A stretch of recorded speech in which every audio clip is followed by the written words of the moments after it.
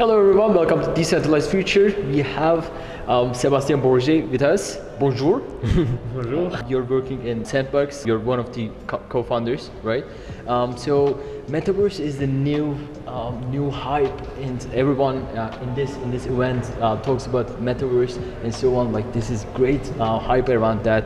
And what opportunities awaits us about Metaverse, and what opportunities awaits for SandBox? Well, as a matter of fact, we just celebrated 10 years building since we launched the first version of SandBox on mobile, and we've been building the SandBox open decentralized platform for already 4 years. So even though everyone is hearing about it now, and it's not a hype, it's not a trend, it's really something that I believe will be disrupting technology and the overall space.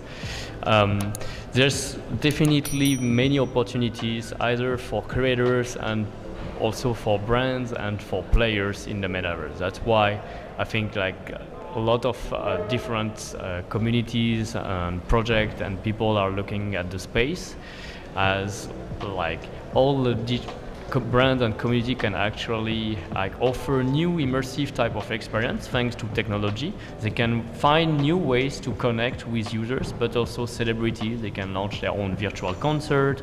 They can grant more like value to their fans through NFT and ownership and community building. But also like creators have new ways to engage and offer diverse experiences as well, while keeping 95% of the revenue and the value they bring to those platforms, such as in the sandbox.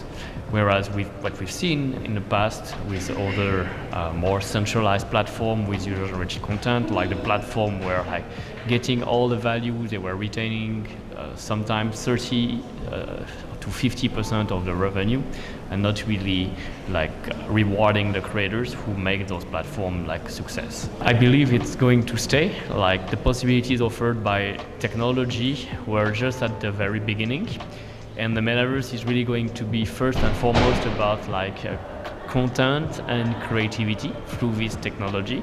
So at the core of the metaverse will be people who animate those experiences, those communities, and that will use these new possibilities to engage even more with users and brands.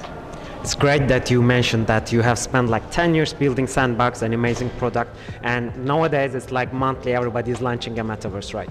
Do you see that there will be a like consolidation for one of the few metaverses, or that all these metaverses will keep popping up and they will have their own niches?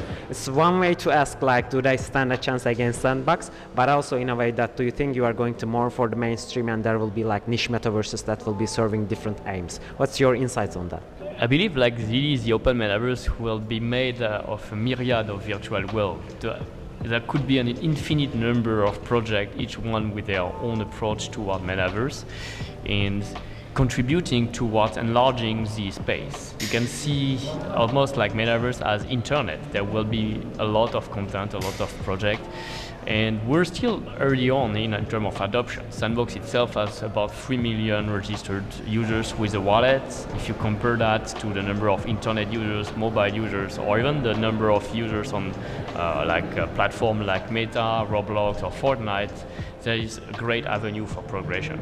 But rather than trying to just be this closed wall platform where users are actually locked and the only business model is around like holding the data of our users and preventing them from going away, we're really taking this decentralized community-driven approach where we believe supporting other projects, allowing interoperability, this idea that users through their avatar or their old digital asset can use them in many decentralized application or world, is going to actually benefit overall and really contribute toward this digital economy, this digital future that is Web3.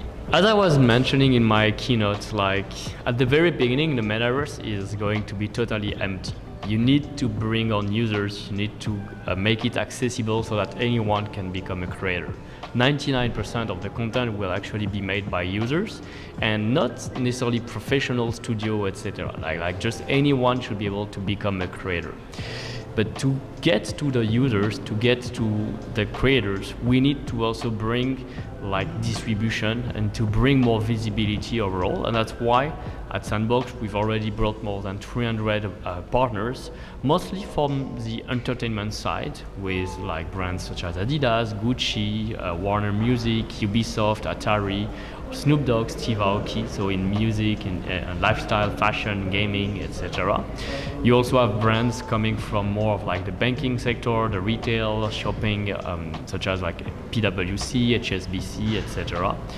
And from the brand will come their fans. The fans will first of all like discover the experience from their favorite brands. Some of them might leave, but I believe most of them will stay on the platform, start discovering and engaging with more experiences, including the one made by users, and that's where like the economy will really kick in. SandBox is still actually in beta, so we haven't yet fully open. So we are planning to enable publishing for landowners toward the end of the year.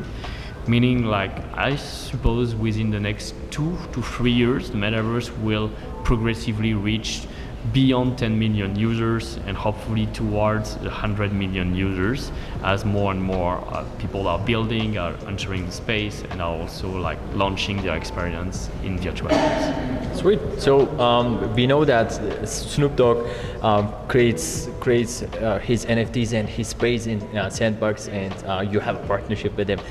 Did you meet Snoop Dogg? We're working closely with Snoop Dogg team. I did not meet him yet personally, but our co-founder and did. We are working with his manager, with his son, and with his close team.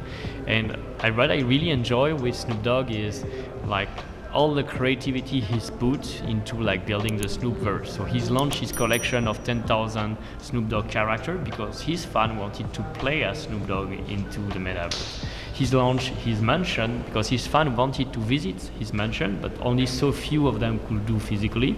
And he's going to perform his first virtual concert in SandBox through that will be accessible to the pass holder and the avatar holders in priority, which is, I think, like great ways to engage and bring value to the fans, and also like demonstrate how like an artist could use this new technology to create more ways to connect with his users.